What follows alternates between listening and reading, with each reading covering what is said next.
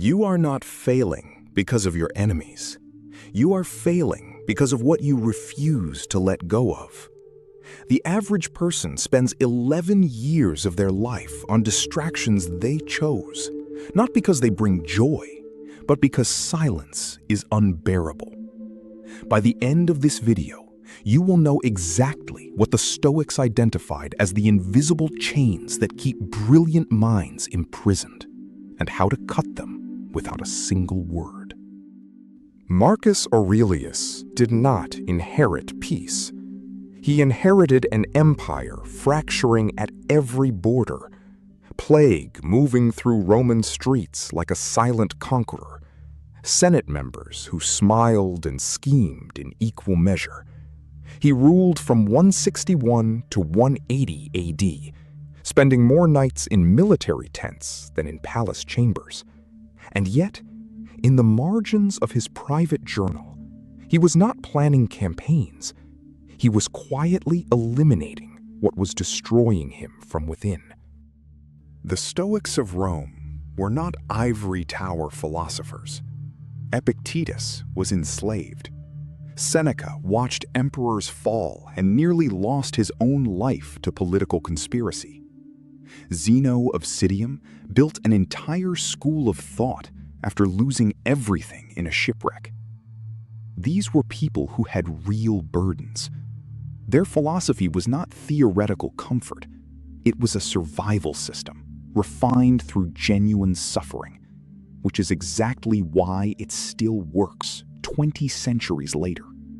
The first thing you must silently eliminate is the opinion of people who have not earned the right to shape your inner world. Marcus Aurelius called this practicing indifference to external noise. Not cruelty, indifference. Most people living inside your head have never invested a single hour in your growth. You carry their voices like unwanted cargo on a ship that is already struggling against the current. Set them down without announcement. The second invisible chain is urgency addiction. The Romans called it negotium without purpose, busyness mistaken for virtue. Seneca wrote that we suffer more in imagination than in reality. But he also warned that we exhaust ourselves chasing manufactured urgency. When every notification feels like a fire, you never develop the stillness required for genuine thought. Eliminating false urgency is not laziness. It is the discipline to know which fires are real. Third, eliminate the habit of explaining yourself to those who have already decided your worth. Epictetus was explicit. You will never reason someone out of a position they reasoned themselves into emotionally. Every hour spent justifying your existence to hostile minds is an hour stolen from building the life that renders their judgment irrelevant. Silence is not surrender. In Stoic philosophy, silence toward the unworthy is the highest form of self-respect. Fourth, the quiet poison of resentment must be removed with surgical precision. Marcus Aurelius wrote, "How much more grievous are the consequences of anger than the causes of it." Resentment is not a feeling you have toward another person. It is a feeling you are performing for yourself, while the other person sleeps undisturbed. The Stoics prescribed daily examination, not to assign blame, but to locate where you were still carrying yesterday's wound as today's identity. Fifth, eliminate the version of yourself that only exists to be witnessed. The Stoics called this the performance of virtue versus its genuine practice. Seneca warned that crowds corrupt even the strongest character. When your choices require an audience to feel meaningful, you have outsourced your values to spectators. The most consequential decisions in history were made in private, by people who had long since stopped needing applause to confirm their direction. Sixth, Eliminate chronic comparison. Zeno taught that envy is grief over another's good fortune, and grief is a response to what we believe we deserve but do not have. Modern psychology confirms what Zeno observed with naked eyes. Comparison does not motivate, it paralyzes. Every moment you measure your interior life against someone else's exterior presentation, you are using a broken instrument to measure something immeasurable. Your path has no parallel route. Seventh, eliminate the relationships that require you to diminish yourself to maintain the peace. The Stoics drew a sharp line between preferred indifference, things good to have but not essential, and genuine virtue. A relationship that survives only when you make yourself smaller is not a relationship. It is a contract of self-erasure. Marcus Aurelius loved deeply, grieved genuinely, but never confused loyalty to a person with loyalty to his own rational nature. Eighth, eliminate the fantasy of the perfect moment.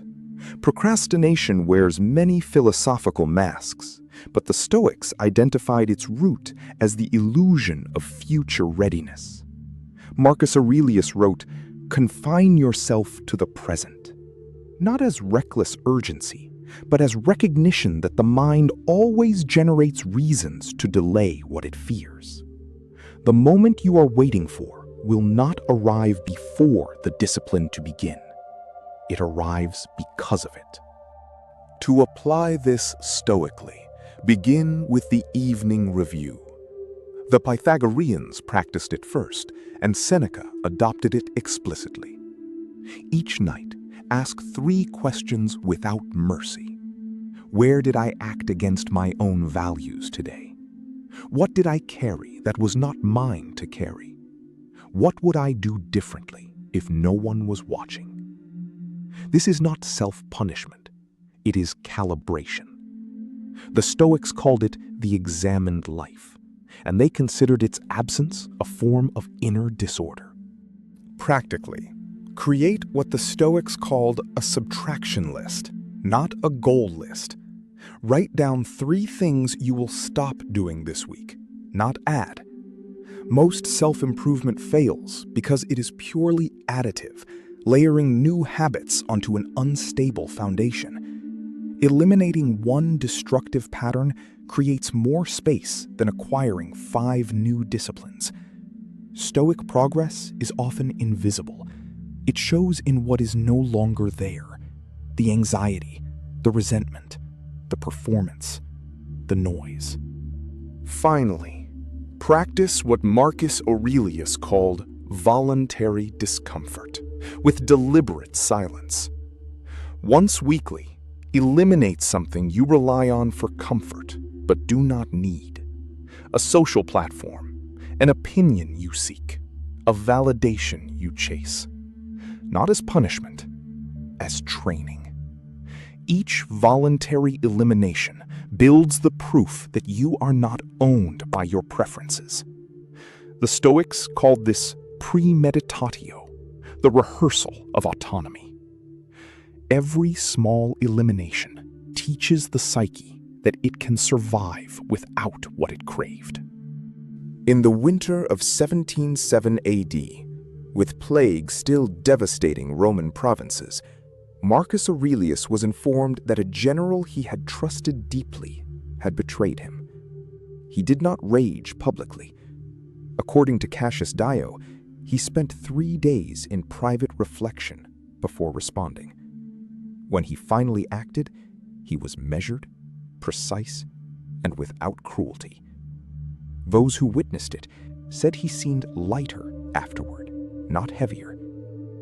That is what elimination does. It removes the weight before it becomes the wound. This is the promise kept. The chains that bind you are not made of iron. They are made of habits you never consciously chose, voices you never invited, urgencies you never questioned. The Stoics did not ask you to become stronger. They ask you to become quieter, more deliberate, ruthlessly selective. Eliminate silently, not with announcements or declarations. The most profound transformations leave no wreckage, only absence. And in that absence, finally, room to become who you actually are.